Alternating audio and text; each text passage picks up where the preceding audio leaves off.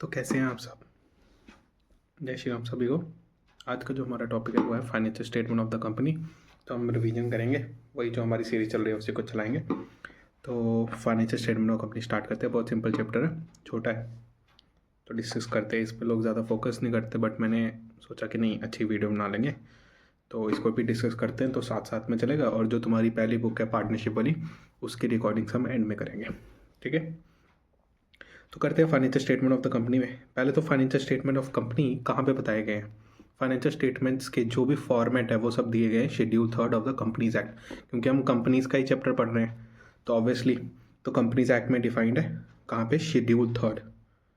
Paper में MCQ पूछ सकता है कि कहाँ पे डिफाइंड है, तो शेड्यूल 3, ठीक है। वहाँ पे फॉर्मेट डिस्क्राइब्ड है कि बैलेंस शीट में कहाँ पे कौन सी आइटम देंगे। प्लस बैलेंस शीट जो है वो है पार्ट 1 में, और स्टेटमेंट ऑफ पी&एल क्या है पार्ट 2 के अंदर। मतलब शेड्यूल, अगर कोई पूछ ले बैलेंस शीट कहाँ आती है तो मैं कहूँगा बैलेंस शीट का फॉर्मेट कहाँ पे है, शेड्यूल 3 ऑफ, थर्ड रोमन में डाल लेते हैं, 3 ऑफ कंपनीज एक्ट, नहीं ऐसे पूरा लिख देते हैं, schedule 3 part 1 of, schedule 3 part 1, नहीं हाँ ठीक है, नहीं उल्टा लिखते हैं। शेड्यूल 3 बड़ा है, पार्ट 1 उसके अंदर का एक पार्ट है, तो कहूँगा part 1 of schedule 3 of companies act, ठीक है। हम इसको ऐसे बोलेंगे, बट ठीक है, पेपर के अंदर पूछ सकता है कि कहाँ पे डिस्क्राइब दे, तो शेड्यूल 3 ही पूछेगा, पार्ट 1 पार्ट 2 नहीं पूछेगा। बट फिर भी अगर बैलेंस शीट की बात करें तो वो पार्ट 1 में आती है, और पी&एल की बात करें तो वो पार्ट 2 के अंदर आता है। तो पहले तो ये समझो कि हमारी फाइनेंशियल स्टेटमेंट में आता क्या क्या है। बैलेंस शीट और प्रॉफिट एंड लॉस तो तुम्हें पता ही है, statement of P&L and balance sheet जो कॉमन है सब के अंदर, सब कह सकते हैं फर्म्स के अंदर, पार्टनरशिप फर्म के अंदर, सोल प्रोवाइडर के अंदर, कंपनी के अंदर, ये सब सेम। इसके अलावा क्या आता है, कहता है कंपनीज एक्ट के हिसाब से, कंपनीज एक्ट के हिसाब से नहीं, कंपनीज में अकाउंटिंग स्टैंडर्ड्स जो हमारे बने हैं, जिनको हम इंटरनेशनल अकाउंटिंग स्टैंडर्ड्स कहते हैं, IFRS हैं, उसके हिसाब से 4 चीज़ें आती है फाइनेंशियल स्टेटमेंट। वो है balance sheet, profit and loss, cash flow statement and note to account. और तुम्हारे सिलेबस में सारी है, तुमने देखी होगी। कैश फ्लो भी तुमने पढ़ना है, CFS, P&L पढ़ ही रहे हो, बैलेंस शीट पढ़ रही हो, और नोट्स टू अकाउंट तो कंपल्सरी बात है, वो तो तुम कवर करोगे ये बैलेंस शीट और P&L के साथ, तो ये तो पढ़ रहे हो। बट तुमने कहीं कहीं पे सुना होगा statement of changes in equity, जो मैंने यहाँ पे लिखी है ई पार्ट में। ये पार्ट अकाउंटिंग स्टैंडर्ड का नहीं, ये इंड AS का पार्ट है। कई बार टीचर्स भी कंफ्यूज हो जाते हैं कि ये कहाँ पे आता है, बट एक्चुअली में अकाउंटिंग स्टैंडर्ड जो इंटरनेशनल अकाउंटिंग स्टैंडर्ड है वो तुम्हें पढ़ाए जा रहे हैं। उसके अंदर 4 ही पार्ट आते हैं, बैलेंस शीट, P&L, अपना कैश फ्लो स्टेटमेंट और नोट्स टू अकाउंट। बट जो इंडियन AS है, जो हमने कॉपी करे हैं वहाँ से, उसमें एक एडिशन पार्ट डाला हुआ है, statement of changes in equity Ind AS में। तो कह सकते हैं कि अब हमें ये चारों नहीं पढ़ने, क्योंकि इंड AS में जो हमारे सिलेबस का पार्ट नहीं है, तो हमें सिर्फ यही 4 चीज़ें पढ़नी है हमारी फाइनेंशियल स्टेटमेंट में। आगे चलते हैं। पुरानी ट्रेडिशनल बैलेंस शीट जो हम बनाते थे वो बनाते थे हॉरिजॉन्टल, ऐसे बनती थी ना, एस लाइबिलिटी इस साइड, एसेट इस साइड। अब हम बनाएंगे वर्टिकल। वर्टिकल में क्या होगा, पहले लाइबिलिटी होगा उसके बाद एसेट होगा। भाई फॉर्मेट बहुत इंपॉर्टेंट है कि पहले लाइबिलिटी होगा उसके बाद एसेट होगा, क्योंकि जो हमारा इंडिया ऐसे है ना, ये वाला, इसके हिसाब से पहले एसेट्स आता है फिर लाइबिलिटीज आता है। तो अगर तुमने पेपर में एसेट पहले दिखा दिया और लाइबिलिटी बाद में दिखाया, यानी कि आप इंड AS को फॉलो कर रहे हो और इंड AS आपके सिलेबस में नहीं है, ठीक है। तो प्लीज़ थोड़ा लॉजिकल रखना, इसको पहले लाइबिलिटीज़ दिखाना फिर एसेट, मतलब कि एसेट नीचे आना चाहिए, लाइबिलिटी सामने आना चाहिए। उस बैलेंस शीट को हम बोलते हैं वर्टिकल। अब जो तुमने पढ़नी है इसको हम टी शेप, हॉरिजॉन्टली भी कहते थे, बट अब जो तुम्हारे लिए कंपनीज के लिए वो है वर्टिकल। वर्टिकल कैसे स्टार्ट होगी, सेम चीज़ in the books of XYZ, balance sheet as on 31 March 2024। यहाँ पे आप करंट ईयर फिगर्स डालो और बिल्कुल एंड के ऊपर प्रीवियस ईयर फिगर्स डालो। कहीं पे ऑपोजिट भी होता है, बट ठीक है, हम ऐसे ही डालेंगे, करंट ईयर, प्रीवियस ईयर, जो भी इससे पुरानी होगी वो आगे आगे डालते जाओ, तुम्हारी मर्जी है।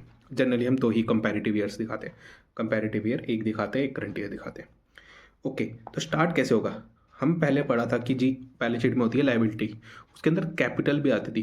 कंपनी ने कैपिटल और लाइबिलिटी को एक ही साइड पर रखा, बट वो थोड़ा सा अलग करती है, क्योंकि इक्विटी जिनकी होती है वो ओनर है। हमें तो वहाँ पे वही कहते थे कि वो ओनर है, बट उनको लिखते हम लाइबिलिटी साइड में थे। कंपनी ऐसा ट्रीट करती है, ओनर को मैं लाइबिलिटी ही मतलब थोड़ा लाइबिलिटी से अलग दिखाना चाहते हैं, तो इसलिए उसको हम कहते हैं इक्विटी, और लाइबिलिटी को हम अलग दिखाते हैं। तो इक्विटी एंड लाइबिलिटी है साइड एक ही, उसी साइड पे आएगा, बट फिर भी उसको हम अलग अलग नाम से बोलते हैं, इसलिए हम कहते हैं इक्विटी एंड लाइबिलिटी अलग अलग लिखो। ठीक है, स्टार्ट करते हैं। सबसे पहला आता है शेयर होल्डर्स फंड। पहले तो समझो इसके क्वेश्चन कैसे आते हैं। इस चैप्टर के पर्टिकुलरली क्वेश्चंस आते हैं कि वो तुमसे पूछता है कि हमें मेन हेड बताओ, मेजर हेड या फिर सब हेड। दो ही चीज़ों पे क्वेश्चन आते हैं, मेजर हेड या मेन हेड या फिर सब हेड। मेन हेड का मतलब होता है सबसे बड़ा हेड क्या है इसका। सबसे बड़ा हेड मैं तुम्हें जैसे दिखा देता हूँ, सबसे बड़ा हेड है share holders fund. 2 application money receive pending allotment. 3rd non current liability. 4th current liability. These are major head. अब इसके अंदर सब हेड क्या है? सब हेड है ये share capital, reserves and surplus, money received again foreign, long term borrowings, deferred tax, long term provisions, long term liability, other long term liability. तो ये सब क्या सब हेड। तो पूछेगा कि मान लो डिबेंचर्स, वो कहाँ आएगा, तो तुम्हें आंसर करने अभी मैं पढ़ाऊंगा कहाँ पे आएगा। वो आता है non current liability, non current liability के अंदर लॉन्ग टर्म बोरिंग्स पे।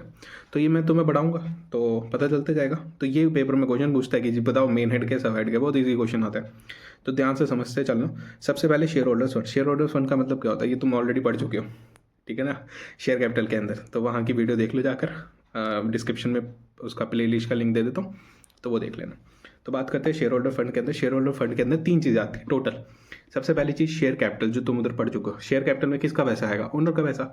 और किससे रिलेटेड पैसा? फेस वैल्यू से। तो फेस वैल्यू का जितना भी पैसा होगा that is your share capital. वहाँ पे तुमने कैलकुलेशन सीखी है, मैं इधर भी दिखा दूंगा।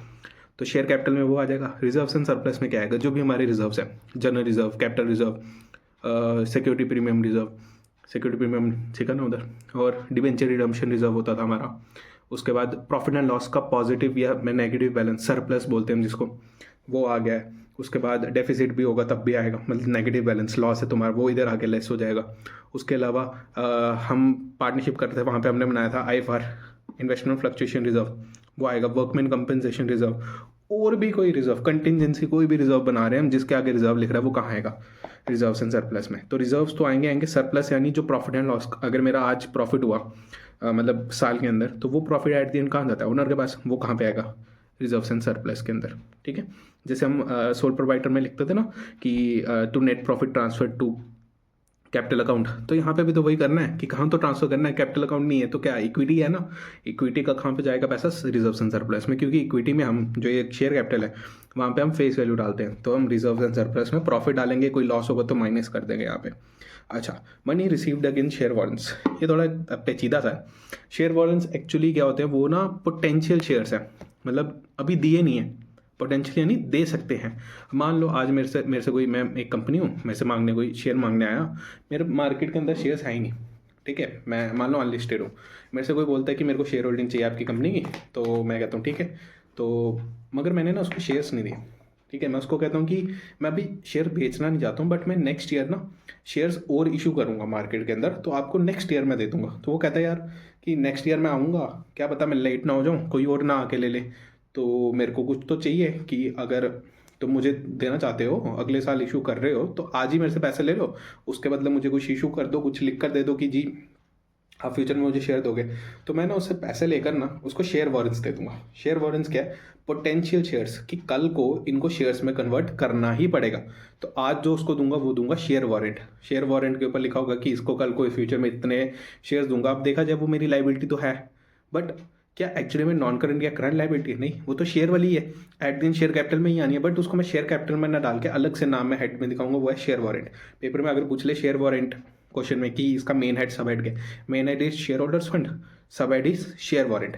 और मान लो किसी का अगर कोई सब हेड नहीं है तो मेन हेड ही सब हेड है, ठीक है।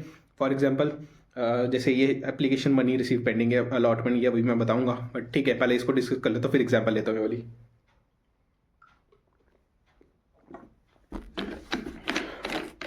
ठीक है, इसी एग्जाम्पल लेते हैं, पहले ये पढ़ लेते हैं। आई गेस शेयर वारंट समझ आ गया होगा, आगे चलते हैं।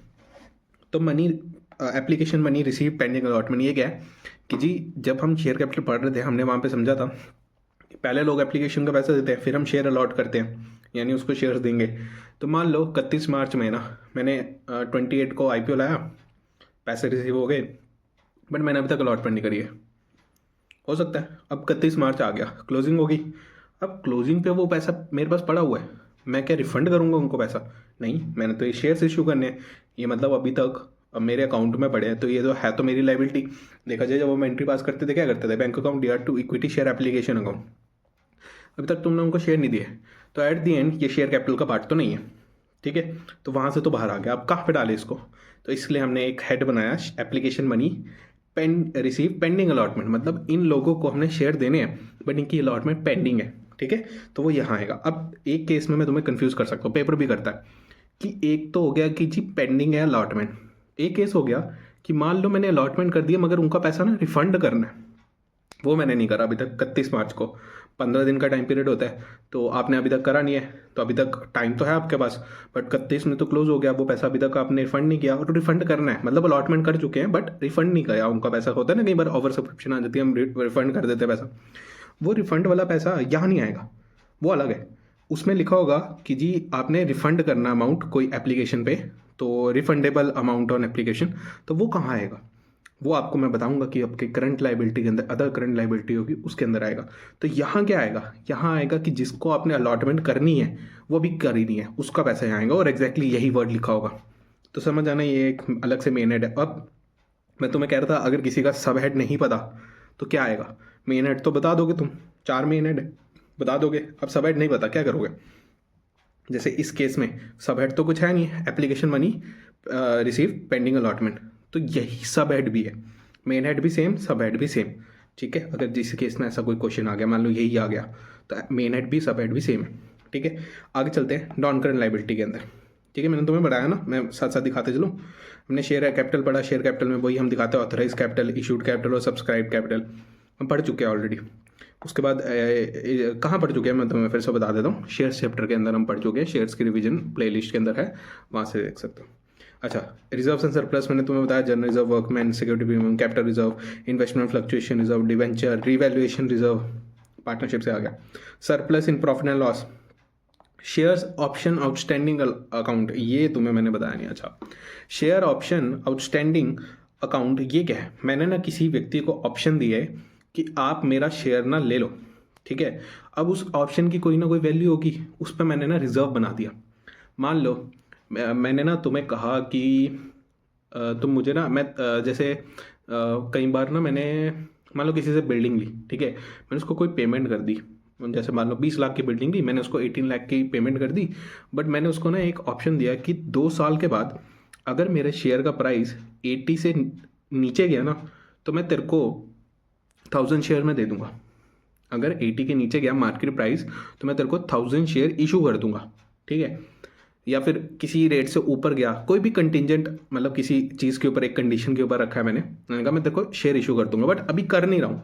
मैंने उसको बोला कि अगर ये चीज़ होती है, फ्यूचर इवेंट होगा तो मैं तेरे को इशू कर दूंगा। क्या वो फ्यूचर इवेंट होने पे मेरे को वो इशू करना पड़ेगा? बिल्कुल होना पड़ेगा। उस टाइम पैसे देना, मतलब वो शेयर देने पड़ेंगे, तो मेरी लाइबिलिटी बन जाएगी वो। आज क्या मैं उस लाइबिलिटी के लिए, कंटिजेंट लाइबिलिटी के लिए कुछ रिजर्व बना सकता हूँ? बिल्कुल बना सकता हूँ। तो उस रिजर्व को मैं बोलूँगा शेयर ऑप्शन आउटस्टैंडिंग अकाउंट। उस अकाउंट के अंदर मैं रिजर्व का पैसा डालूंगा। मान लो मैंने किसी को 2 लाख की पेमेंट करनी थी शेयर्स के तौर पे, तो मैं उसका आज ही कुछ रिजर्व बना के रख दूंगा, ठीक है। तो तुम्हें कुछ नहीं करना, अगर क्वेश्चन में पूछ ले शेयर ऑप्शन आउटस्टैंडिंग अकाउंट कहाँ आता है, तो that is reserve and surplus. आगे चलते हैं। हाँ, ये आ गया जी नॉन करंट लाइबिलिटी। अब नॉन करंट लाइबिलिटी का सिंपल सा निमोनिक है डॉल। डॉल, बिल्कुल हाँ। डॉल का मतलब क्या है? डी से deferred taxes, deferred taxes liability side पे, तो डेफर्ड टैक्स लाइबिलिटी, और ये नेट करके लिखते हैं हम एसेट और लाइबिलिटी को, बताऊंगा क्या होता है। उसके बाद ओ होता है अदर लॉन्ग टर्म लाइबिलिटी, ठीक है। उसके बाद एल है, एल क्या है? Long term borrowings, long term provisions, long term borrowings, long term provisions. अब क्या आता है लॉन्ग टर्म बोरिंग्स में? सीक्वेंस में चलते हैं। लॉन्ग टर्म बोरिंग्स में क्या आता है? लंबे समय की बोरिंग, जो भी बोरिंग 12 साल से ज़्यादा है। 12 साल कैसे काउंट करेंगे सर? सिंपल सी चीज़, आज मैं खड़ा हूँ मान लो 31 मार्च में, 31 मार्च में 2023 में, आने वाले 12 मंथ्स में, यानी कि 31 मार्च 24 तक जो मेरे को पेमेंट कर देनी है, जिस लाइबिलिटी की पेमेंट मैं कर दूंगा आने वाले 12 महीने के अंदर, मतलब आज बैलेंस शीट डेट से आगे 12 महीने में, उनको मैं बोलूँगा शॉर्ट टर्म करंट लाइबिलिटी। और जो उसके बाद जाएंगे उसको मैं बोलूँगा लॉन्ग टर्म। तो अब जो भी लाइबिलिटी 12 महीने के बाद पे करनी है दैट इज़ लॉन्ग टर्म। अब लॉन्ग टर्म में क्या आता है, बड़ा सिंपल था यार।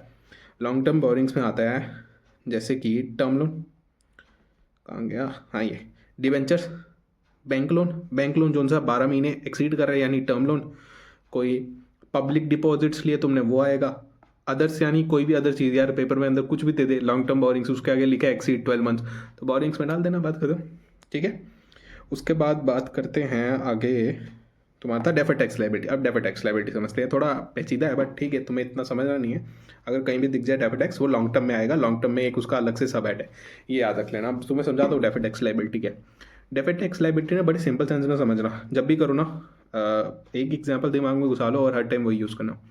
डेफर्ड टैक्स लायबिलिटी का मतलब होता है कोई ऐसी लायबिलिटी जो तुम्हें फ्यूचर में देनी है, आज नहीं देनी, फ्यूचर में देनी है।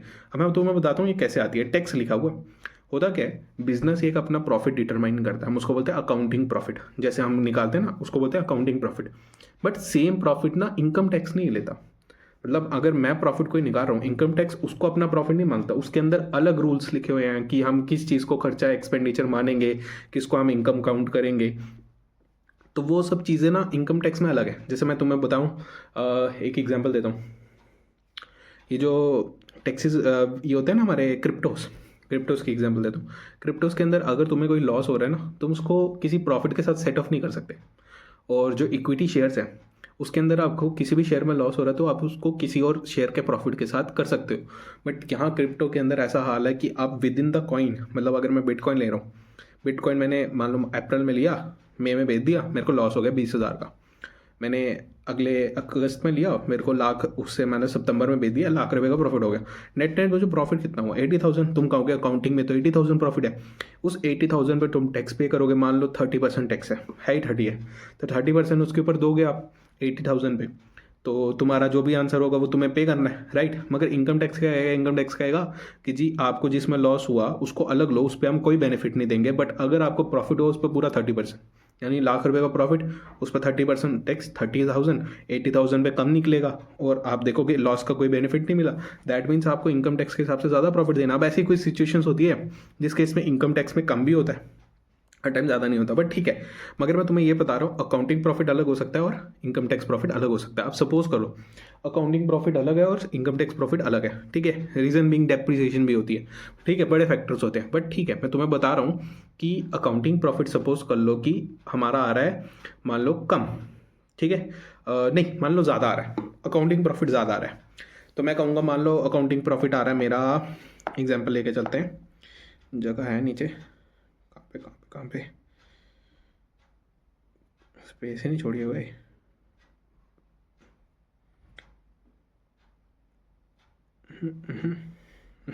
स्पेस ही नहीं है, यहाँ ले लेते हैं। मैंने कहा मेरा अकाउंटिंग प्रॉफिट कितना है, सपोज कर लो आ रहा है ₹1,00,000, ठीक है। और इनकम टैक्स के हिसाब से, आईटी मतलब इनकम टैक्स के हिसाब से मेरा प्रॉफिट आ रहा है 60,000। मुझे बताओ टैक्स मैं अपने हिसाब से भरूंगा कि इनकम टैक्स के हिसाब से? ऑब्वियसली इनकम टैक्स के हिसाब से। मतलब मेरी आज जो टैक्स है वो मैंने कम पे किया, क्या कह सकता हूँ, accounting profit is greater than income tax profit, तो मैं यहाँ पे टैक्स जो पे करूँगा वो लेस होगा in comparison to, tax is less in comparison to accounting profit. यही हुआ, मैंने आज एक फ़ायदा उठाया। अगर मुझे आज इनकम टैक्स के हिसाब से टैक्स कम पे करना पड़ रहा है ना, तो मैं ऐसा समझ लो फ्यूचर के अंदर मुझे ज़्यादा पे करना पड़ेगा। मैं तुम्हें रीज़न बताता हूँ क्यों होता, क्या होता है। मान लो डेप्रिसिएशन की बात करते हैं, ठीक है। कई बार क्या होता है डेप्रिसिएशन का ना जो इम्पैक्ट होता है ना वो हमें समझ नहीं आता। जैसे हम अकाउंटेंसी के अंदर डेप्रिसिएशन कैसे लेते हैं, लाइफ ऑफ द एसेट की तरफ से, बिल्कुल ऐसे ही लेते हैं। मान लो तुम्हारी जो एसेट की लाइफ है वो है 10 साल, ठीक है। 10 साल लाइफ है तो ₹1,00,000 का एसेट हुआ तो 10,000 तुम कहोगे सर हर साल डिप्रिसिएशन लगेगी। इनकम टैक्स के हिसाब से जो प्लांट एंड मशीनरी होती है उस पर लगता है 15% डिप्रिसिएशन फ्लैट। दैट मीन्स अगर आपका ₹1,00,000 का एसेट, आपका डिप्रिसिएशन कितना होगा, 15,000। अब ऐसा समझो 15,000 इनकम टैक्स कह रहा है मैं डिप्रिसिएशन दूंगा, तुम्हारे हिसाब से डिप्रिसिएशन बनती है 10,000। तुम्हारा प्रॉफिट डिप्रिसिएशन लेस करने के बाद ज़्यादा आएगा क्योंकि तुम 10,000 से लेस कर रहे हो। और इनकम टैक्स कह रहा है कि जी मैं 15,000 से कर रहा हूँ, राइट। तो अगले साल जब पहुंचोगे ओपनिंग में तुम्हारे पास एसेट पड़ा होगा 90,000 का, इनकम टैक्स के पास होगा 85,000 का। अब ऐसे ही समझो एक टाइम के बाद एसेट उनके पास जीरो हो जाएगा, तुम्हारे पास रहेगा। तुम्हारा प्रॉफिट अब कम होने लगेगा, धीरे धीरे करके कम होगा, उधर पहले ही कम आ रहा है। तो आज तुम इनकम टैक्स के हिसाब से प्रॉफिट कम पे कर रहे हो, बट फ्यूचर में इनकम टैक्स ज़्यादा लगेगा क्योंकि आपको डेप्रिसिएशन का बेनिफिट नहीं मिलेगा जब एसेट खत्म हो जाएगा। मान लो 15% करके 6 साल में खत्म हो गया, ठीक है, जीरो होगी वैल्यू। अब तुम्हें डेप्रिसिएशन का कोई फायदा नहीं मिलेगा। मगर तुम अकाउंटेंसी में कहोगे कि जी 6 साल के बाद मेरे को आज भी 10,000 का डेप्रिसिएशन लगा है, इनकम टैक्स कहेगा जी मैंने तो कर दिया यूज़, अब तू पूरे के ऊपर प्रॉफिट टैक्स दे। तो मेरे को 10,000 का बेनिफिट नहीं मिलेगा जो अब पहले ले रहा था मैं, तो मतलब उसका बेनिफिट मैं पहले ही ले चुका हूँ। कैसे ले चुका हूँ? मैंने टैक्स कम पे करा इन कंपैरिजन टू अकाउंटेंसी। जैसे मैं तुम्हें बता रहा हूँ कि मैंने यहाँ टैक्स ज़्यादा पे करा in comparison to accounting profit. तो मैं ऐसा कह लेता हूँ कि अगर मेरा अकाउंट्स का प्रॉफिट ज़्यादा होगा, इनकम टैक्स का प्रॉफिट मेरा कम होगा, तो मैं टैक्स कम पे करूँगा। तो जो मैं कम टैक्स पे कर रहा हूँ मेरे को वो फ्यूचर के अंदर ज़्यादा पे करना पड़ेगा, तो मेरी वो डेफर्ड टैक्स लायबिलिटी हो जाएगी। Deferred tax liability difference of tax. मैं कहूँगा ये मेरा टैक्स था एक्चुअल, जो इन दोनों के बीच में डिफरेंस होगा ना, इसको क्या हो गया, जो इन दोनों के बीच में डिफरेंस होगा ना,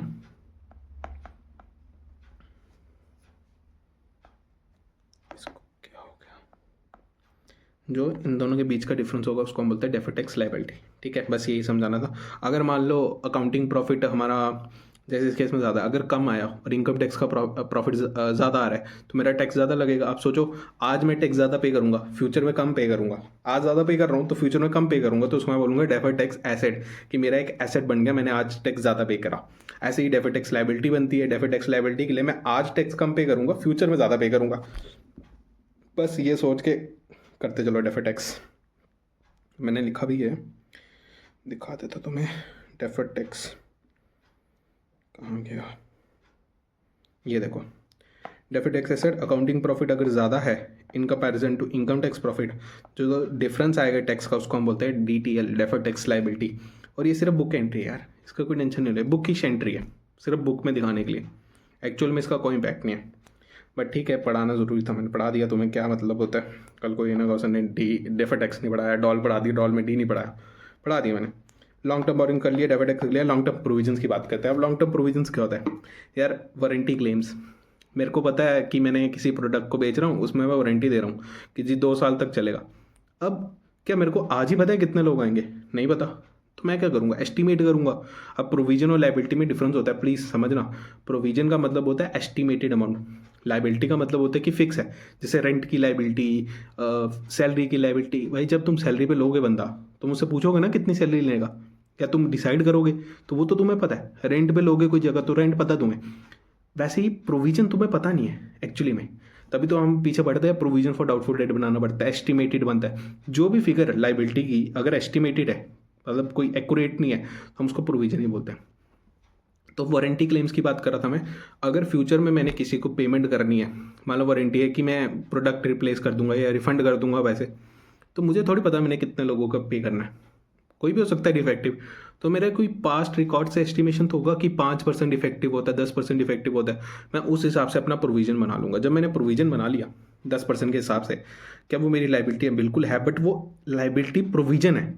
वो एक्चुअली में मेरी लॉन्ग टर्म लायबिलिटी नहीं, मैं उसको लॉन्ग टर्म बोरिंग्स नहीं कहूँगा, मैं उसको प्रोविजन बोलूँगा। फ़र्क है प्रोविजन और लायबिलिटी में थोड़ा।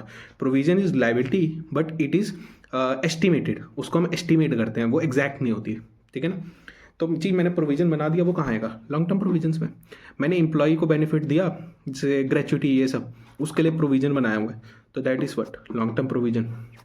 शॉर्ट टर्म प्रोविजंस भी आते हैं, वो आगे जाके पढ़ेंगे, बट ठीक है मैं तुम्हें पढ़ा देता हूँ लॉन्ग टर्म प्रोविजंस क्या क्या है। लॉन्ग टर्म प्रोविजंस कहाँ गए? हाँ ये आगे। Provisions are made for the future liability which are estimated, मैंने तुम्हें पहले बढ़ा दिया। पेन बंद हो गया,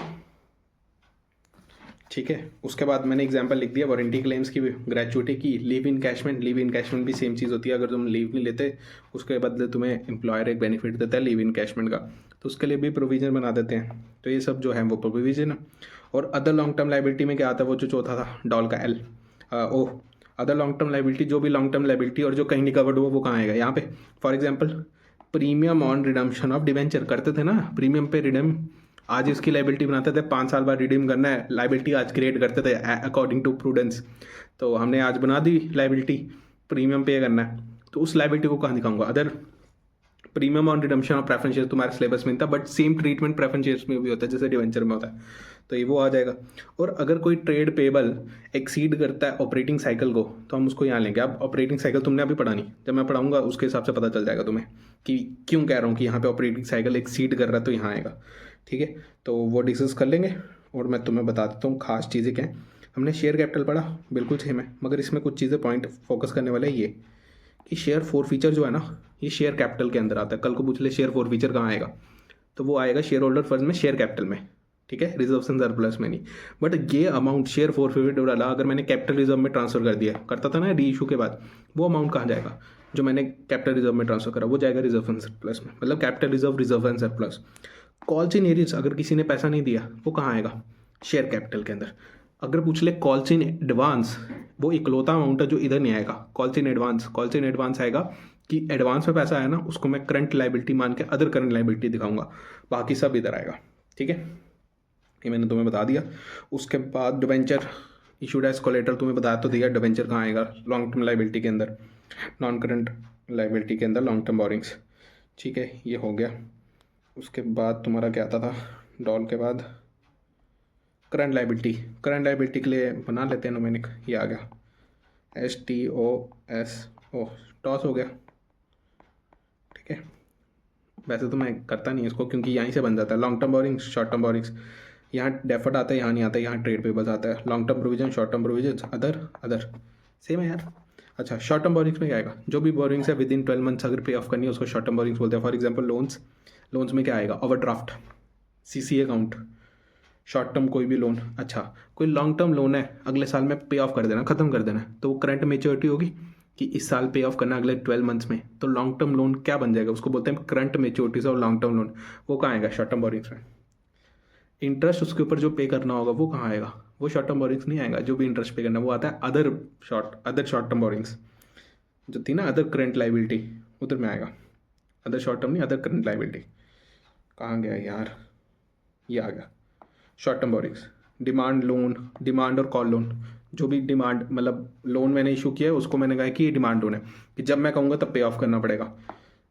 मतलब मैंने नहीं इशू किया, मैंने लिया है, तो जब भी मैं किसी से लोन लूंगा और वो डिमांड लोन है, जब वो मांगेगा तब मेरे को देना पड़ेगा। That is short term. कभी भी मांग सकता है, साल भी मांग सकता है, 2 साल के बाद भी, बट मांगेगा ना। मेरे को थोड़ी पता है साल के बाद मांगेगा, आज मांगेगा। Overdraft, current maturities of long term loans या borrowings, debentures, loan repayable within 12 month, same ही चीज़ होगी। Other long term loans, other loans within the 12 month, जो भी 12 महीने के अंदर पे करना, that is short term borrowings. Short term provision क्या आता है? For example provision for tax, हम टैक्स के लिए भी पैसा निकाल के छोड़ते हैं, उसको कहते हैं provision for tax. Provision for bad debt तुमने सीखा, प्रोविजन फॉर एम्प्लॉय बेनिफिट आ गया, प्रोविजन फॉर अदर प्रोविजन यानी कि प्रोविजन फॉर डेप्रिसिएशन, वो सब इधर आ जाएगा, ठीक है। एम्प्लॉयज़ बेनिफिट क्या हो गए? जैसे कि बोनस वगैरह के लिए अगर मैंने कुछ बनाया, that is provision for employee benefit, but provision for gratuity ऊपर आता है, ठीक है, याद रखना उसको। अदर करंट लाइबिलिटी में क्या आता है? बोला तो मैं, interest accrued and due, interest received in advance, अगर मुझे एडवांस में कोई इनकम रिसीव होगी that is other current liability. अगर मैंने कोई इंटरेस्ट ड्यू हुआ है that is other current liability. Dividend की बात करते हैं, डिविडेंड बहुत इंपॉर्टेंट है, कंफ्यूज करते हैं। 3 चीज़ें बेचते हैं, क्या बेचते हैं? इसी को यहाँ पे लिख लेते हैं, अनपेड डिविडेंड, अनक्लेम्ड डिविडेंड, दोनों में फ़र्क है। अनपेड डिविडेंड क्या होता है कि डिविडेंड डिक्लेयर हुआ, कंपनी ने कहा जी ओके हम दे देंगे, और तुम्हें आया नहीं अभी तक, उसको कहेंगे अनपेड डिविडेंड। कंपनी के पास किसी ने डिविडेंड नहीं मांगा, मतलब दे दिया है बट कोई मांगने वाला नहीं आया। जैसे मेरा एक डिविडेंड कंपनी के पास पड़ा हुआ है, मैंने मांगा नहीं, ठीक है, कंपनी ने भी दिया नहीं, तो अनक्लेम डिविडेंड में पड़ा हुआ है, that is other current liability, ठीक है। प्रपोज डिविडेंड क्या है? अब कंपनी ना डिविडेंड जब इशू करती है, वो कंपनी का बोर्ड ऑफ डायरेक्टर का एक वो होता है कि डिसीजन कि हमें डिवेंचर देना है, सॉरी डिविडेंड देना है, बट ये अप्रूव होता है AGM के अंदर, जहाँ पे जो शेयर होल्डर्स ओनर्स होते हैं वो अप्रूव करते हैं डिसीजन को कि जी हम देंगे। वो कम भी कर सकते हैं अमाउंट, ज़्यादा भी कर सकते हैं, इवन ना भी कह सकते हैं कि नहीं हम नहीं देंगे। तो वो एट द एंड डिसीजन किसका? उन शेयर होल्डर्स का। बट पहले डायरेक्टर्स जो कंपनी चला रहे हैं वो डिसाइड तो करेंगे कि देना है कि नहीं देना। जब वो डिसाइड करते हैं उसको बोलते हैं प्रपोज डिविडेंड। बट उसको एक्चुअल बनने के लिए शेयर होल्डर्स की मीटिंग एजीएम के अंदर वो अप्रूव होना चाहिए। प्रपोज डिविडेंड कभी एक लाइबिलिटी नहीं है, क्योंकि वो अभी सिर्फ प्रपोज्ड है, वो एक्चुअल नहीं है, प्रपोज्ड है। उसको हम कंटिंजेंट लाइबिलिटी में ट्रीट करते हैं कि ये फ्यूचर में लाइबिलिटी बन सकती है अगर एजीएम के अंदर अप्रूव कर देते हैं शेयर होल्डर्स। तो propose dividend is not current liability, other current liability, even contingent liability है वो यहाँ आएगा ही नहीं। कंटिंजेंट लाइबिलिटी बैलेंस शीट के बाहर आता है, नोट्स टू अकाउंट में कह लो। और बात करें अनपेड डिविडेंड, यहाँ आएगा, अनक्लेम डिविडेंड भी यहाँ आएगा। अच्छा, ये मैंने तुम्हें कहा था ना, एक्सेस पैसा एप्लीकेशन के ऊपर जो मेरे को रिसीव हुआ रिफंड करना है, अदर करंट लाइबिलिटी मैंने तुम्हें बताया था, कॉल्स इन एडवांस बताया था, वो भी यहाँ आता है। Interest on debentures, long term debentures, कोई भी लॉन्ग टर्म बोरिंग है जिस पे इंटरेस्ट देना दैट, वो यहाँ आएगा। अदर पेबल्स कोई होगा वो भी यहाँ आएगा, जो भी कहीं नहीं आ रहा वो यहाँ आएगा। ठीक है, यहाँ से हमारी ये खत्म होगी अदर। अच्छा, एक पार्ट रह गया उसके अंदर, ट्रेड पेबल्स, करंट, उसके अंदर करंट लाइबिलिटी के अंदर ट्रेड पेबल्स पे थोड़ा डिस्कशन है, वो कर लेते हैं। ट्रेड पेबल्स ये आ गया जी, करंट लाइबिलिटी के अंदर ट्रेड पेबल्स। अच्छा, पहले तो ट्रेड पेबल्स में आती क्या क्या चीज़ें, ट्रेड पेबल्स के अंदर दो चीज़ें आती है, बिल्स पेबल एंड क्रेडिटर्स। अब ट्रेड पेबल्स में एक इंपॉर्टेंट चीज़ है, ये कहता है कि ट्रेड पेबल्स के लिए तुम्हें एक चीज़ देखनी है। क्या देखनी है? क्या कि जी ट्रेड पेबल्स एक तो 12 मंथ्स के अंदर होना चाहिए, और दूसरा with in the operating cycle होना चाहिए। अब ऑपरेटिंग साइकिल क्या होता है? ऑपरेटिंग साइकिल का मतलब होता है कि जब तुमने बैंक से पैसा खर्च किया, ठीक है, किस चीज़ के लिए? रॉ मटेरियल परचेज करने के लिए। तो उस टाइम से जब तुमने पैसा खर्च किया रॉ मटेरियल के लिए, रॉ मटेरियल को कन्वर्ट किया फिनिश गुड में, फिनिश गुड से उसको वेयर हाउस में भेजा और वेयर हाउस से उसको सेल करा, और उसको भी क्रेडिट पे, फिर उसके बाद जब पैसा रिसीव हुआ ना, इस पूरे साइकिल को हम कहते हैं ऑपरेटिंग साइकिल। यानी कि एक ऐसा साइकिल जिसके अंदर जब तुम पैसा खर्च करते हो उससे तुम्हें वापस पैसा मिलता है। यानी कि मैं स्टॉक वगैरह सेल कर दूंगा, बनाने में कितना टाइम लगा, बंदे से लेने में कितना टाइम लगा, वैसे ये सब मिलाकर जो टाइम लगता है उसको बोलते हैं ऑपरेटिंग साइकिल। इसको बोलते हैं नॉर्मल ऑपरेटिंग साइकिल की एक्चुअली में इतना टाइम लगता है इस बिजनेस में। मतलब जैसे रियल एस्टेट है, वो सरिये सीमेंट ये सब लेगा, उसको बनाएगा, फिर उसको बेचेगा, फिर उसका जो ऑपरेटिंग साइकिल होगा वो अलग होगा। अब ज़रूरी नहीं है ऑपरेटिंग साइकिल 12 मंथ से कम भी हो सकता है और ज़्यादा भी हो सकता है। तो हमें क्या देखना है? हमें देखना है क्या वो ऑपरेटिंग साइकिल के अंदर है। अब मैंने इसके लिए एक फ्लो चार्ट बनाया, बहुत सिंपल है, पेपर में बहुत काम आएगा। क्या क्या ये ऑपरेटिंग साइकिल के अंदर है? जो तुम्हें टाइम पीरियड दिया है कि मान लो trade payables are payable, trade payables are realised within मान लो 8 मंथ्स। ठीक है, कहता है अगर 8 मंथ्स में रियलाइज हो जाता है, पहले चेक करो क्या वो ऑपरेटिंग साइकिल के बीच में फॉल करता है। मैं कहूँगा जी अगर पड़ता है, ऑपरेटिंग साइकिल बताया होगा क्वेश्चन में कि 24 मंथ्स है, 12 मंथ्स है, 8 मंथ्स है। मैंने मान लो इस केस में मान लेता हूँ वो है 7 मंथ ऑपरेटिंग साइकिल। ठीक है, तुम कहोगे जी नहीं, नो, क्योंकि ये 8 मंथ्स कह रहा है, मैं कह रहा हूँ ऑपरेटिंग साइकिल कितना है, 7 मंथ का ऑपरेटिंग साइकिल यहाँ लिख देता हूँ, 7 मंथ का। ठीक है, तो मैं कहूँगा सर कि जी 8 मंथ्स मेरे को ट्रेड पेबल्स ने पैसा लगाना देने में, तो मगर मेरा ऑपरेटिंग साइकिल सिर्फ 7 मंथ है, यानी कि वो इस कंडीशन में तो नहीं आता। अगर मान लो वो आता, यहाँ पे 7 की जगह होता 8, तो मैं कहता हाँ फॉल कर रहा है, तो मैं इसको सीधे बोलता कि ये शॉर्ट टर्म लाइबिलिटी है। करंट लाइबिलिटी के अंदर ट्रेड पेबल दिखा दो बस। अगर कोई भी चीज़ ट्रेड पेबल के बीच में, सॉरी ट्रेड पेबल नहीं, ऑपरेटिंग साइकिल के बीच में आ रही है, दैट मीन्स वो तुम्हारी करंट लाइबिलिटी है। ठीक है, मान लो इस लाइबिलिटी को वो एक्सीड करता है, जैसे हमारे केस में ऑपरेटिंग साइकिल को एक्सीड कर रहा है। अब दूसरा क्राइटेरिया चेक करो, क्या कि क्या वो 12 महीने के अंदर पे ऑफ करना है। क्या ये लाइबिलिटी 12 महीने में पे ऑफ कर रहे हैं? बिल्कुल, 8 मंथ्स में हमारे ऑपरेटिंग साइकिल को एक्सीड कर रहा है, बट 12 महीने के अंदर है। तो मैं कहूँगा जी अगर ये 12 महीने को एक्सीड कर रहा है, यस, सॉरी लेस देन, अगर ये 12 महीने से कम है, लेस देन 12 मंथ्स है, तो मैं कहूँगा ये शॉर्ट टर्म है। दो क्राइटेरिया, ऑपरेटिंग साइकिल मानता है कि नहीं मानता है। अगर ऑपरेटिंग साइकिल के विद इन है तो शॉर्ट टर्म। अगर वो एक्सीड कर रहा है ऑपरेटिंग साइकिल को, तो चेक करो 12 महीने के अंदर है, बाहर है। अगर 12 महीने के अंदर है शॉर्ट टर्म, 12 महीने के बाहर है तो लॉन्ग टर्म सीधा। जैसे यहाँ पे 12 महीने को एक्सीड कर रहा है तो इसको सीधे सीधे लॉन्ग टर्म कर दो। जो हमने पढ़ा अदर करंट लायबिलिटी के अंदर ट्रेड पेबल्स आते हैं जो एक्सीड करता है ऑपरेटिंग साइकिल और 12 मंथ्स को। ठीक है ना, जो नॉर्मल ट्रेड पेबल्स नहीं है, यानी शॉर्ट टर्म ट्रेड पेबल्स नहीं है, वो लॉन्ग टर्म है। ठीक है, अब ऐसे ही क्वेश्चन हमने करे थे पेपर में, क्वेश्चन यार इधर नहीं है, बुक में देख लेना, बुक के अंदर दिया होगा। ठीक है, देख लेना, बड़ा आसान है। पता कैसे होगा? तो मैं कहेगा ट्रेड पेबल्स है,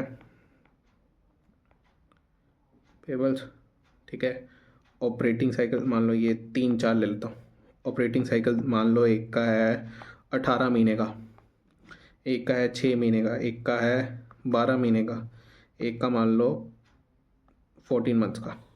ठीक है, मैंने 2-3 केस ले लिए। मान लो अब रियलाइज़ करते हो आप इसको, पैसा कब पे कर रहे हो मतलब। ठीक है, मान लो मैं इसको पे कर रहा हूँ 16 मंथ्स में। तो तुम्हें बताना है क्या ये ऑपरेटिंग साइकिल के विद इन मतलब शॉर्ट टर्म है लॉन्ग टर्म है। पहले वाले केस में पहले कंडीशन क्या थी, क्या वो ऑपरेटिंग साइकिल के विद इन फॉल करता है, अगर करता है तो शॉर्ट टर्म। क्या ये कर रहा है 16 मंथ 18 मंथ के अंदर आता है, बिल्कुल आता है, तो ये शॉर्ट टर्म आ गया। ठीक है, यानी कि करंट लाइबिलिटी मैं ऐसे लिख देता हूँ CL करंट लाइबिलिटी। ठीक है, यानी ट्रेड पेबल आएगा बीच में, वो याद रख लेना, करंट लाइबिलिटी है। अब मैं बात करूँ जैसे अगला ऑपरेटिंग साइकिल है 6, मगर ये आ रहा है 12, रियलाइज़ होता है 12 मिनट में, तो पहली कंडीशन के तो बाहर आ गया कि जी 12 महीने में रियलाइज़ होता है, ऑपरेटिंग साइकिल के विद इन नहीं है। क्या 12 महीने के अंदर है, बिल्कुल, तो ये जी करंट लाइबिलिटी। अब मेरा ऑपरेटिंग साइकिल है 12 और मैं रियलाइज़ करूँ 16 महीने में। पहली कंडीशन ऑपरेटिंग साइकिल के विद इन है, नहीं है। क्या 12 महीने के विद इन है, नहीं है, तो that is non current liability. ठीक है, अब इस केस में 14 वाले केस में मान लो ये आया 15 मंथ्स। ठीक है, क्या ये इसमें ऑपरेटिंग साइकिल के विद इन है, नहीं, 14 मंथ्स के विद इन, ये 15 महीने एक्सीड कर रहा है। क्या ये 12 महीने से कम है, नहीं, ये 15 महीने ज़्यादा है, तो हम इसको बोलेंगे नॉन करंट लाइबिलिटी। अब ऐसे ही कुछ केस होंगे, बुक के अंदर देख लेना, एक इलस्ट्रेशन होगी। ठीक है, ये हमने कर लिया। अब आ जाओ एसेट साइड पे। एसेट साइड थोड़ी वीडियो डिटेल्ड कर रहा हूँ इसलिए थोड़ी लंबी हो जाएगी, थोड़ा कर लेना मैंने यार। ठीक है, फास्ट कर लेना, तुम्हारे लिए तो आसानी हो जाएगा। अच्छा, शेयर कर दो यार, लाइक सब्सक्राइब कर दो, तुम नहीं कर रहे हो, बिल्कुल नहीं कर रहे हो, लाइक सब्सक्राइब करो यार, फ्री कंटेंट दे रहा हूँ। चलो आगे चलते हैं, नॉन करंट एसेट की बात करते हैं। नॉन करंट एसेट क्या हुआ, जो लंबे समय के एसेट है, सिंपल। लंबे समय में एसेट सबसे पहला क्या आता है, PPE। PPE का मतलब होता है प्रॉपर्टी प्लांट एंड इक्विपमेंट। उसके अलावा भी आता है property plant equipment and intangible asset. Intangible asset क्या होता है, जो टेंजिबल नहीं है, जिनको देख नहीं सकते, सी नहीं कर सकते। क्या होता है intangible asset, for example goodwill, और बोलो कॉपीराइट, ट्रेडमार्क, पेटेंट, सॉफ्टवेयर, और भी कुछ देखना चाहो तो बड़ा कुछ है यार। ठीक है, ये सब क्या है तुम्हारे इंटेंजिबल आइटम्स। ठीक है, तो इंटेंजिबल आइटम्स को हम सिंपल वे में क्लासीफाई करते हैं। पीपी के अंदर सब हेड है, मतलब अगर तुमसे कोई पूछ ले कि जी मशीनरी कहाँ आती है, तुम कहोगे नॉन करंट ऐसे मेजर हेड सब हेड है पीपी। पीपी के अंदर भी पॉइंट बताओगे कि इन 4 में कहाँ आता है, ये सब हेड है। अब मान लो प्रॉपर्टी प्लांट इक्विपमेंट सीधे कहते हैं मशीन, तो वो पीपी के अंदर पीपी आ जाएगा। ठीक है, उसके अलावा अगर पूछ ले, मान लो पीपी अंडर कंस्ट्रक्शन है, building under construction, machinery under construction 31 मार्च है, उसको बोलते हैं capital work in progress. Capital work in progress. मान लो कोई इंटेंजिबल कंप्यूटर सॉफ्टवेयर है, इंटेंजिबल ऐसे बोल दे जी पेटेंट अंडर डेवलपमेंट, अभी बना नहीं है, अंडर डेवलपमेंट है, फाइल करके रखा हुआ है, इंटेंजिबल एसेट अंडर डेवलपमेंट, तो ये सब इधर आएगा। अच्छा, कोई नॉन करेंट, कोई लंबे समय की इन्वेस्टमेंट है, इक्विटी शेयर्स में इन्वेस्टमेंट है, क्वेश्चन कह दे, अगर नहीं कहे तो लॉन्ग टर्म मान लेना, अगर कहे तो शॉर्ट टर्म मान लेना, बता देगा 12 मंथ एक्सीड कर रहा है कि नहीं। 12 मंथ वाला क्राइटेरिया लगाना। कोई इक्विटी शेयर में इन्वेस्टमेंट है, लैंड में इन्वेस्टमेंट है, तो यहाँ आएगा। अब ध्यान से समझना, इन्वेस्टमेंट मैं बोल रहा हूँ, लैंड लिखा होगा तो पीपी, इन्वेस्टमेंट इन लैंड लिखा होगा तो कहाँ आएगा, नॉन करेंट इन्वेस्टमेंट, यहाँ पे कंफ्यूज करेगा। डेफर्ड टैक्स एसेट सेम चीज़, अकाउंटिंग प्रॉफिट अगर अभी मेरा ज़्यादा आ रहा है, नहीं कम आ रहा है, और इनकम टैक्स का प्रॉफिट ज़्यादा आ रहा है, दैट मीन्स मैं आज टैक्स ज़्यादा पे करूँगा और फ्यूचर में बेनिफिट उठाऊंगा कम पे कर, तो आज मेरा डेफर्ड टैक्स एसेट बनेगा। Long term advances, long term advances loans पड़ा था, अब तुम किसी और को लोन दे रहे हो एडवांसेस, तो लॉन्ग टर्म एडवांसेस यहाँ पे आएंगे। मान लो किसी को 12 महीने के लिए तुमने कुछ भी दिया तो वो यहाँ आएगा। अच्छा, अगर बोल दे इन्वेस्टमेंट इन डिवेंचर्स, वो कहाँ आएगा, नॉन करेंट इन्वेस्टमेंट। मतलब अगर कंपनी डिवेंचर इशू करती है तो वो लाइबिलिटी, अगर कंपनी खरीदती है कोई तो उसको कहेंगे नॉन करेंट इन्वेस्टमेंट। मैं इन्वेस्टमेंट किसी भी चीज़ में कर सकता हूँ, बॉन्ड्स में कर सकता हूँ, पब्लिक डिपॉजिट्स, शेयर्स, डिवेंचर्स, सब चीज़ें यहाँ है जो भी इन्वेस्टमेंट होगी। बात करें अदर नॉन करंट एसेट, कोई भी नॉन करंट एसेट जो इसमें से कहीं नहीं फॉल करता वो अदर नॉन करंट एसेट में आएगा। ठीक है, तो फटाफट दिखा देता हूँ यार, मैंने लिखा होगा इसके बारे में कंटेंट। ये देखो, नॉन करेंट इन्वेस्टमेंट के बारे में लिखा है, जो भी 12 महीने को एक्सीड करेगी उसको यहाँ डालेंगे। डिबेंचर्स आ गया investment, equity share, preference share, mutual funds, land, government security, partnership firm के अंदर इन्वेस्टमेंट करा होगा वो भी आएगा, एसोसिएट के अंदर इन्वेस्टमेंट करा वो भी आएगा। Long term loans and advances, जो भी कन्वर्ट हो जाए कैश में, काइंड में, आफ्टर 12 मंथ उसको हम कहेंगे G long term loans and advance. इसके अंदर क्या आता है, कैपिटल एडवांस। कैपिटल एडवांस वो एडवांस होता है कि जैसे कि मान लो तुमने मशीन के लिए कोई एडवांस दे के रखा है, that is capital advance. Advance to vendor is called capital advance. Other advances कौन से हो गए यार, सप्लायर को एडवांस दे के रखा है, किसी और व्यक्ति को, रेंट वाले को एडवांस दे के रखा है, तो वो सब यहाँ आएगा लॉन्ग टर्म वाला, ठीक है ना। उसके बाद क्या ले, डेफर्ड टैक्सेशन मैंने तुम्हें बता दिया कि इनकम टैक्स का प्रॉफिट ज़्यादा होगा, अकाउंटिंग प्रॉफिट कम होगा। एक सेकेंड,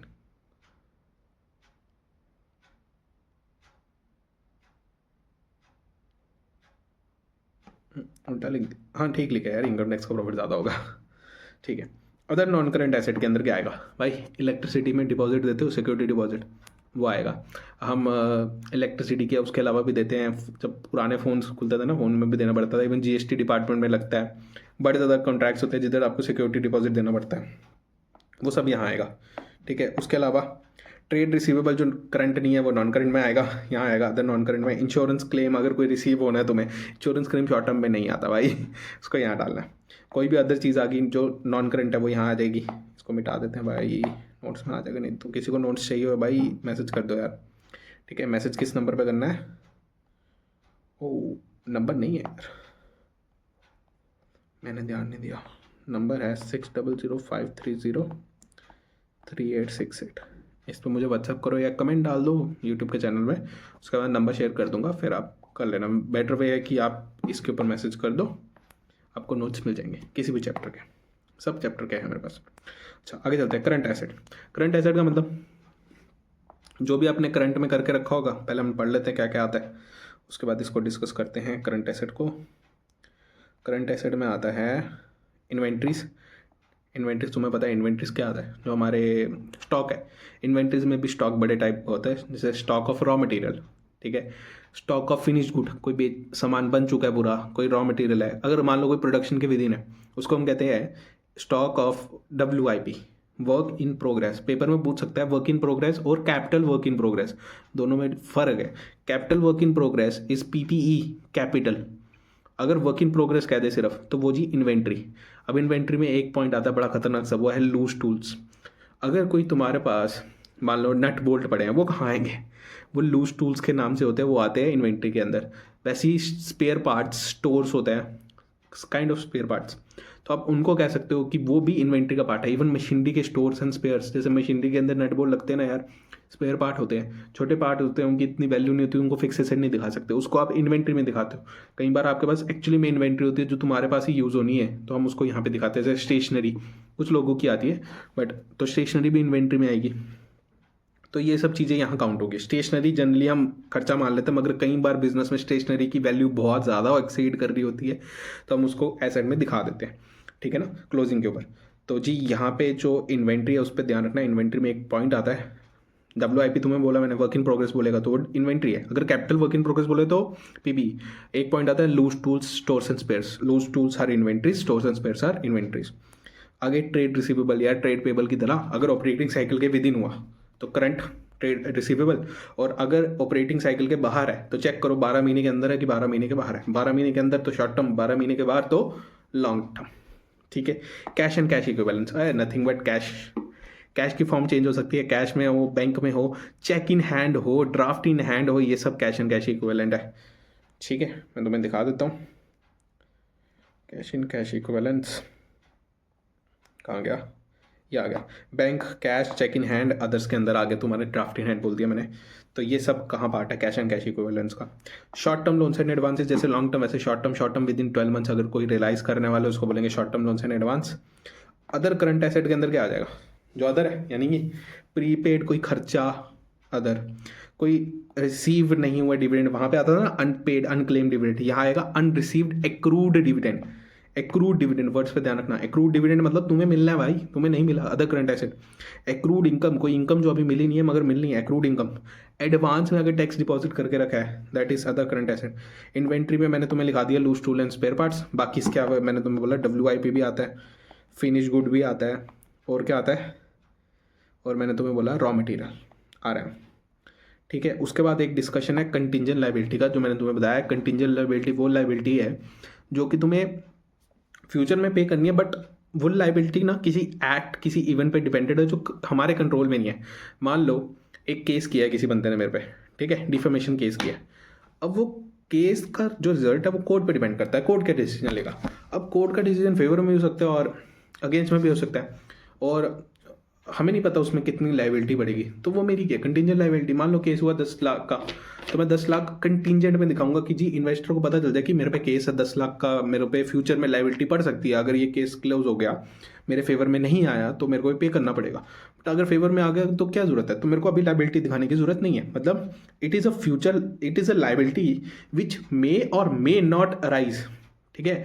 और इसकी जो वैल्यू है वो भी आप मेजर नहीं कर सकते, इट इज़ एस्टिमेटेड, कि हमें नहीं पता आज कितना पैसा लगेगा। तो एग्जाम्पल के तौर पे पेंडिंग केस, प्रपोज डिविडेंड, मैंने तुम्हें बोला था ना प्रपोज डिविडेंड, वो यहाँ आता है क्यों, क्योंकि जी अभी डायरेक्टर्स ने बोला है कि हमें देना है, अभी शेयर होल्डर ने अप्रूव थोड़ी किया, जिन जो ओनर्स है उन्होंने अप्रूव नहीं किया। वैसे बैंक के अंदर ना बिल रिसीवेबल देते हैं, जो हम डिस्काउंटिंग सिस्टम पढ़ते थे ना, वो उनका कंटिंजेंट लाइबिलिटी में आता है कि सामने वाला अगर पैसे नहीं दे, ठीक है ना, तो उनकी लाइबिलिटी बन जाएगी कि जी तुम्हें तो पेमेंट कर दी है, तो वो जब उससे रिसीव नहीं करेंगे वो तुमसे पेमेंट रिसीव करेंगे, तब वो अपनी लाइबिलिटी पूरी करेंगे। तो वो एक उनकी लाइबिलिटी है। अच्छा, कमिटमेंट्स, बड़ा सिंपल सा वर्ड है कमिटमेंट। कमिटमेंट का मतलब क्या होता है, तुमने किसी को कमिटमेंट दिया यानी कि गारंटी दी है यार। मतलब जैसे एक गारंटी एग्जांपल लेता हूँ, शेयर कैपिटल करते थे हम, कॉल्स करते थे उसमें, मान लो एक बिजनेस से सिर्फ 8 रुपये अभी तक मांगे हैं, पेंडिंग है 2 रुपये की कॉल्स, तो वो तुमने क्या है, वो तुमने शेयर लिया हुआ है तो इन्वेस्टमेंट दिखाई हुई है, बट 8 रुपये पे की है, क्या 2 रुपये कभी भी कंपनी मांग सकता है? दैट इज अ कमिटमेंट, क्योंकि अभी लाइबिलिटी नहीं बना। क्यों? कंपनी ने अभी तक पैसा नहीं मांगा। जब कंपनी पैसे की एंट्री ड्यू कर देगी ना कि जी लाओ पैसा दो, तब मैं उसको लाइबिलिटी दिखा दूंगा। बट आज कंपनी ने पैसा मांगा नहीं और फ्यूचर में पता नहीं कब मांगे, कंटीजेंट है, इसलिए हम उसको कमिटमेंट करके शो कर देते हैं कि जी आज हमें पैसा नहीं देना, फ्यूचर में देना है, तो इसलिए वो मेरी आज की कमिटमेंट होगी। तो हम इसको कहेंगे जी अनकॉल्ड मनी। इन्वेस्टमेंट के ऊपर तो मैं कह सकता हूँ वो कमिटमेंट है। फॉर एग्जाम्पल गारंटी, मैंने किसी के बदले कोई गारंटी दी है, फ्यूचर में वो नहीं पे करेगा तो मेरे को देना पड़ेगा, दैट इज कमिटमेंट्स। वो भी कंटिजेंट है, अभी थोड़ी आई है लाइबिलिटी यार, मेरी थोड़ी है। उसके बाद लास्ट टॉपिक जो आता है वो आता है statement of PNL. Statement of PNL, balance sheet पूरी डिस्कस कर ली शेड्यूल 3 की। अब पीएनएल की बात करते हैं। पीएनएल किस में आता है भाई? Part 2 of schedule 3 of companies act. क्या कहता है पीएनएल? बड़ा सिंपल है।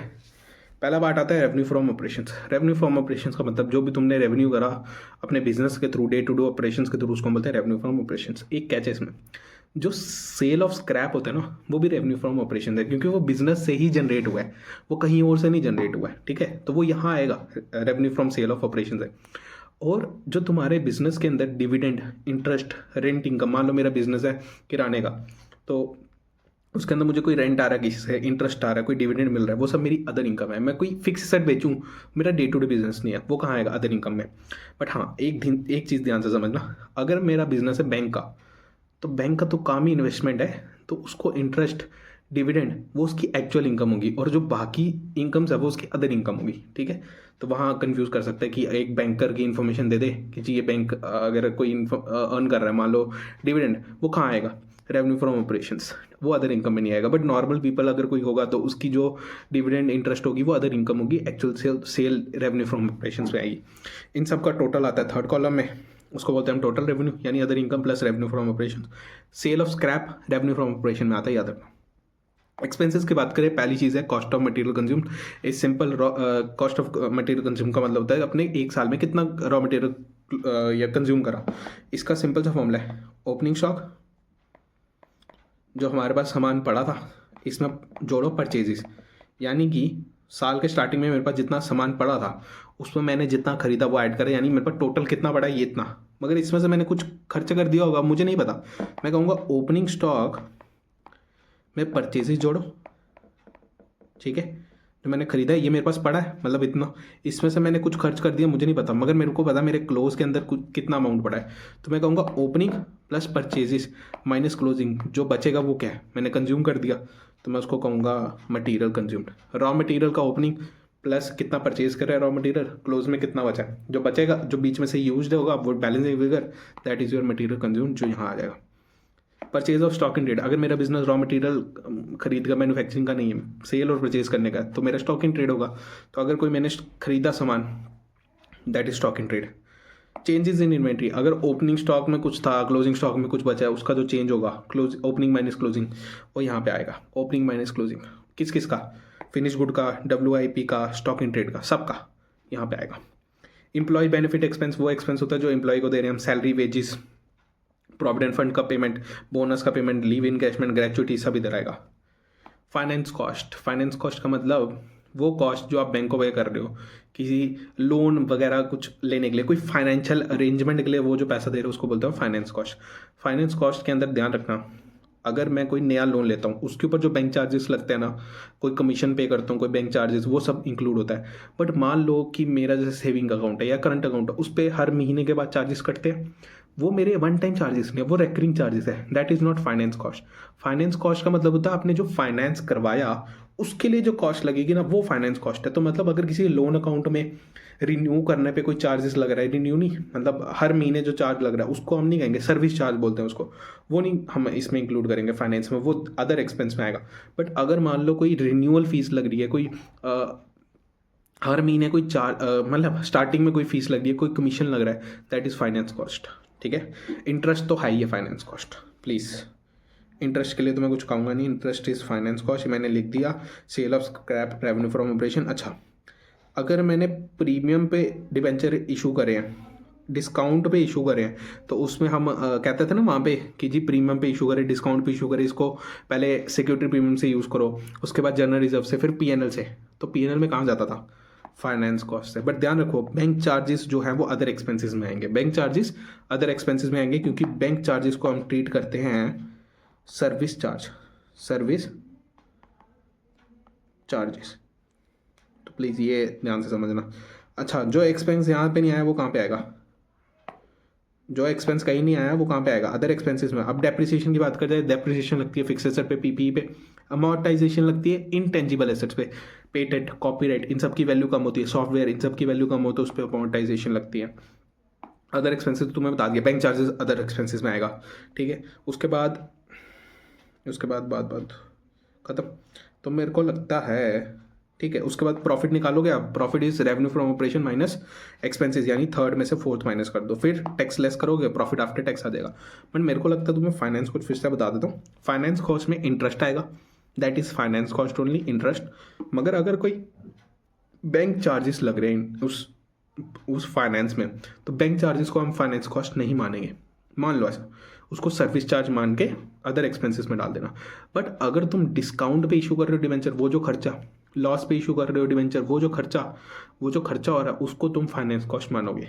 ठीक है, वो चैप्टर में हम पढ़ चुके हैं। तो बस यही है यार, रेवेन्यू फ्रॉम ऑपरेशन, यही बैलेंस शीट है।